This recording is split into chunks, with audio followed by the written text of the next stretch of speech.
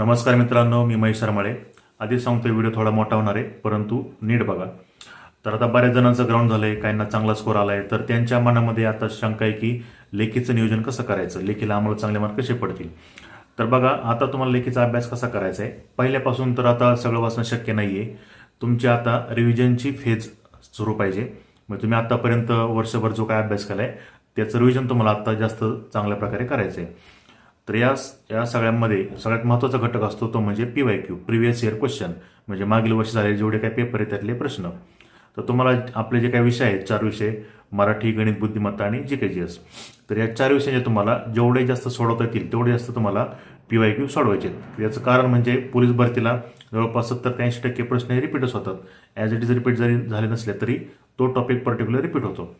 त्यामुळं तुम्हाला आता हा जो काही तुम्हाला 1 महिना भेटेल त्यामध्ये तुम्हाला जास्तीत जास्त PYQ सोडवायचे. तसंच चालू घडामोडी कोणत्या करायच्या, तर समजा तुमचा पेपर एप्रिलमध्ये होणार आहे, तर एप्रिलपासून मागचे 6 महिन्याचे चालू घडामोडी तुम्हाला करायच्यात. त्या पण वन लाईनर करायच्यात, जास्त डीपमध्ये करायचे नाही. वार्षिकी वगैरे घेत बसू नका. फक्त 6 महिन्याच्या चालू घडामोडी आपल्याला चांगल्या प्रकारे करायच्या आहेत. तर अशा प्रकारे तुम्हाला सध्या चांगला अभ्यास करायचा आहे, रिव्हिजन करायची, PYQ करायचे आणि चालू घडामोडी मागच्या 6 महिन्याच्या करायच्या.